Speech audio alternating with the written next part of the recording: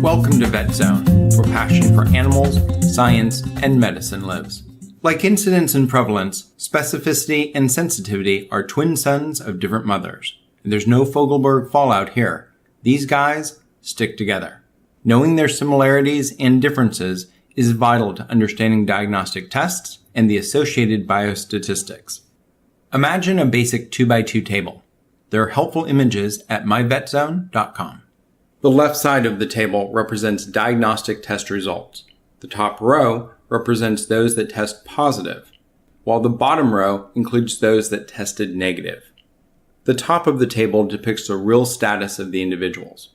The left column represents those individuals that actually have the disease, while the right column are those that are truly disease-free. In Harlequin fashion, the upper left and the bottom right box show the subjects that the test correctly identified, the true positives in the top left and the true negatives in the bottom right. The remaining upper right and bottom left show the number of individuals that the test failed to properly identify, that is, the false positives and the false negatives. Sensitivity is all about the positive test cases and is thus known as the true positive rate. As this topic is deceptively recondite and occasionally confusing, I remember that sensitivity is all about the positives because there's no letter P in the word. On the flip side, specificity has no N in it, so is all about the negatives. Makes sense, right?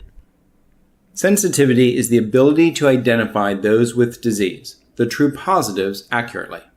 If there are 100 people with the disease and the test result is positive for 95 of them, then the test sensitivity is 95%. Specificity is the other side of this coin. Specificity is the ability to identify those without the disease. If there are 100 healthy people and the test result is negative for 95 of them, then the specificity is 95%.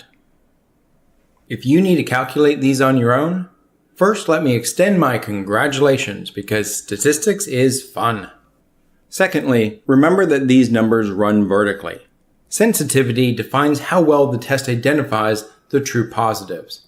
So your true positives is your numerator, and all of the patients with the disease, the entire left side of the column, is your denominator.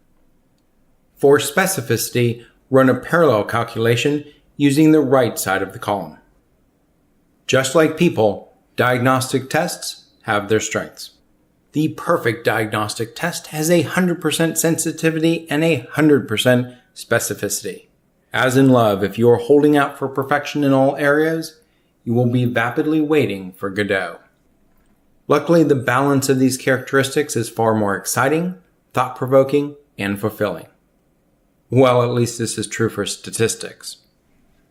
When do I want a sensitive test, and when do I want a specific one?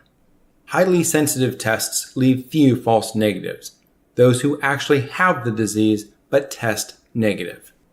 Since you don't want to miss anyone, the threshold for positivity is low. This means that in order to accomplish this, there may be a few more false positives. This isn't a problem because these false positives can be ruled out later with a more specific test.